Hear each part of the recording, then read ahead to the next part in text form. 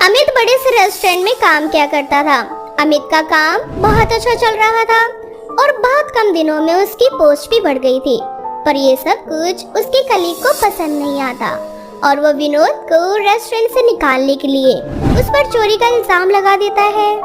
अमित, मैंने कभी सपने में भी नहीं सोचा था कि तुम रेस्टोरेंट में चोरी करोगे। अरे मैंने तो तुझ पर आंख बंद करके विश्वास किया और सारा लेन देन पैसे का काम तुझे सौंप दिया और तूने रेस्टोरेंट में चोरी करी। आखिर तेरी हिम्मत कैसे हुई? मालिक, इस फुटेज में जो इंसान दिख रहा है वो मैं नहीं हूँ। प्लीज मेरी बात पर विश्वास कीजिए। कोई मुझे फंसाने की कोशिश कर रहा है, मैं निर्दोष हूँ। मेरी बात का यकीन कीजिए। हर मुजरिम यही कहता है कि वो निर्दोष है और तेरे कहने का मतलब है कि अब कैमरा भी खराब हो गए हैं, वो भी तुझसे नफरत करते हैं। क्यों? नहीं मालिक, मैं तो बस इतना कह रहा हूँ कि किसी ने मेरे कपड़े पहने और मेरी तरह बनकर रेस्टोरेंट में घुसकर चोरी की, सिर्फ मुझे फंसाने के लिए। बस बहुत सुन ली मैंने तेरी सफाई, अब तुझे जेल में जाना होगा। अब अमित का मालिक उसे जेल भेज देता है और अमित को चोरी करने की सजा मिलती है। कुछ सालों बाद जब अमित जेल से बाहर निकलता है तो वो काम की तलाश में जाने लगता है, जिस पर अमित की बीवी शोभा उससे बोलती है, आप कहाँ जा रहे हो इतनी सुबह सुबह?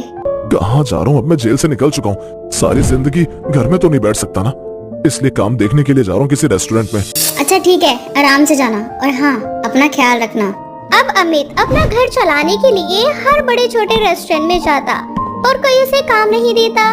जब भी किसी को पता चलता कि अमित जेल गया था चोरी के मामले में, वो उसकी बातें सुने बिना ही अपने रेस्टोरेंट से धक्के मारकर निकाल देते। तुमने सोच भी कैसे लिया कि हम एक चोर को अपने रेस्टोरेंट में काम करने देंगे? गार्ड्स, इस आदमी को धक्के मारकर निकालो यहाँ से। सर, मैंने कोई चोरी नहीं की थी, मुझे झूठे केस में फंसाया गया था। मैंने होटल मैनेजमेंट किया हुआ है, सारा काम जानता हूँ, एक बार मुझ पर भरोसा कीजिए। अरे निकलो यहाँ से, मैं तुम जैसे चोरों पर भरोसा नहीं करता। अब अमित को धक्के मारकर रेस्टोरेंट से निकाल दिया जाता है।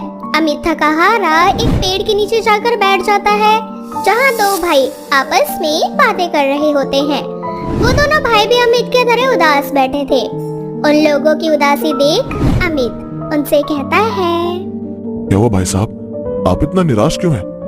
क्या बताऊं भाई, जिंदगी से निराश हो गया हूँ। गलती की नहीं, उसकी सजा भुगती है मैंने और मेरे भाई ने। हम दोनों भाई एक रेस्टोरेंट में काम करते थे, पर वहां पर हमें चोरी के इल्जाम में जेल भेज दिया गया। उसके बाद तो हमारी जिंदगी खराब हो गई। हम नौकरी के लिए भटक रहे हैं पर कहीं नौकरी नहीं मिल रही। हमें होटल का सारा काम आता है, पर क्या फायदा इस हुनर का जब काम ही नहीं है। सही कहते हैं लोग, एक से भले दो। मेरा हाल भी कुछ आप जैसा ही है। मुझे भी चोरी के मामले में फंसा दिया गया था। मैंने होटल मैनेजमेंट करा है। क्यों ना हम तीनों मिलकर अपना खुद का एक रेस्टोरेंट खोलें और उस रेस्टोरेंट का नाम जेल पर रखें। इससे लोग हमारी ओर आकर्षित होंगे और शायद हमारा बिजनेस चल पड़े, क्योंकि हमारे गांव में जेल जैसा दिखने वाला एक भी रेस्टोरेंट नहीं है। और जब लोगों को पता चलेगा जेल रेस्टोरेंट के बारे में, तो सोचो लोग अपने आप आएंगे। क्योंकि शिव, अमित और विक्रम तीनों ने ही जेल की हवा खाई थी, इसलिए उन तीनों को पता था कि जेल का स्ट्रक्चर कैसा होता है। अब तीनों अपनी जमीन को गिरवी रखकर अपना खुद का एक छोटा सा जेल रेस्टोरेंट खोलते हैं। आप तीनों ने अपनी जमीन गिरवी रख के एक रेस्टोरेंट तो खोल लिया, लेकिन आपने ये सोचा है कि अगर कहीं रेस्टोरेंट नहीं चलता है तो हमारे सर से छत भी छिन सकती है? शोभा, तुम जानती हो ना कि इज्जत कितनी मुश्किल से कमाई जाती है, पर जेल जाकर मेरी वो इज्जत मिट्टी में चली गई। अब मेरे पास खोने के लिए जमीन के अलावा कुछ नहीं है, पर मुझे अपनी इज्जत दोबारा पानी है। इसके लिए मुझे इतना बड़ा रिस्क लेना पड़ेगा। अरे हमने कभी किसी का बुरा नहीं किया, लेकिन पता नहीं क्यों मुझे ऐसा लगता है कि भगवान हमसे नाराज हैं और हमारे साथ कुछ भी अच्छा नहीं हो रहा। अरे शोभा, निराश क्यों होती हो? सब ठीक होगा, भगवान बस हमारी परीक्षा ले रहा है। अमित शोभा को तो समझा देता है, पर वो खुद भी अंदर ही अंदर टूट रहा होता है। अब इसी तरह से एक हफ्ते बीत जाते हैं, पर अब तक उनके रेस्टोरेंट में कोई भी ग्राहक नहीं आता। ऐसे ही एक दिन अमित के जेल में एक साधु महाराज आते हैं ग्राहक के रूप में। अपने रेस्टोरेंट पर एक साधु को देख शिव अमित से कहता है, अमित भाई, एक हफ्ते हो गए हमारे रेस्टोरेंट को खोले, पर अब तक एक ग्राहक नहीं आया और पहला ही ग्राहक साधु है। क्या करें भाई? इसमें सोचने वाली क्या बात है? ग्राहक तो भगवान का रूप होते हैं और मैं तो खुश हूँ कि मेरे रेस्टोरेंट में पहला ग्राहक एक साधु आया।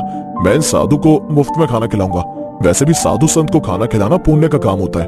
अब अमित साधु महाराज को मुफ्त में खाना खिलाते हैं। साधु महाराज अमित की सेवा भाव से बहुत खुश होते हैं और उन्हें एक जादुई राख देते हैं और उनसे कहते हैं, बच्चे, मेरे पास पैसे नहीं जो मैं तुम्हें पैसे दे सकूं, पर मेरे पास ये जादुई राख है। तुम इस जादुई राख को अपने रेस्टोरेंट के रसोई घर में किसी कोने में गाड़ दो, फिर देखना तुम्हारा अनाज भंडार कभी खत्म नहीं होगा और तुम्हें कभी खाना बनाने की भी जरूरत नहीं पड़ेगी। तुम्हारा खाना इतना लाजवाब होगा कि उसकी खुशबू से गांव के लोग अपने आप खिंचे हुए आएंगे। महाराज, आपने तो हमारी समस्या का हल निकाल दिया। मैंने तो सोचा था कि कोई भी हमारे इस जेल रेस्टोरेंट में नहीं आएगा, क्योंकि हम जेल से होकर आए हैं। अब लग रहा है कि हमारा रेस्टोरेंट ग्राहकों से भरा रहेगा। साधु महाराज अमित के सेवा भाव से बहुत खुश होते हैं और जादुई राख देखकर चले जाते हैं। अब अमित, विक्रम और शिव के साथ उस जादुई राख को अपने रसोई घर में गाड़ देता है, जिसके बाद वो तीनों देखते हैं कि रसोई में अपने आप खाना बन रहा है और पूरा रसोई घर अनाज भंडार से भर चुका है। खाने की खुशबू इतनी ज्यादा होती है कि जब तक अमित, शिव और विक्रम बाहर जाते हैं, वो देखते हैं कि उनका पूरा रेस्टोरेंट ग्राहकों से भरा पड़ा है और बाहर ग्राहकों की लाइन लगी है।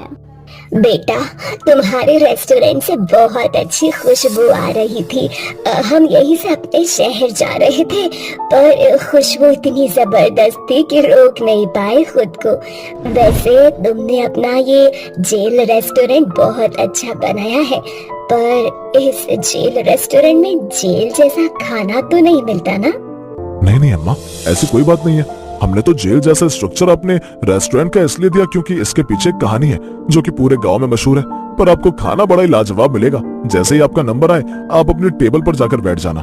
इस तरह से अब शिव, अमित और विक्रम तीनों कड़ी मेहनत करते हैं और अपने रेस्टोरेंट को चलाते हैं। साधु महाराज के बदौलत अमित का जादुई जेल रेस्टोरेंट चल पड़ता है और अब उनके रेस्टोरेंट पर हर समय भीड़ रहती। देखते ही देखते अमित, शिव और विक्रम दिन दुगनी रात चौगनी कर लेते हैं और उनके सर से जेल का कलंक भी मिट जाता है।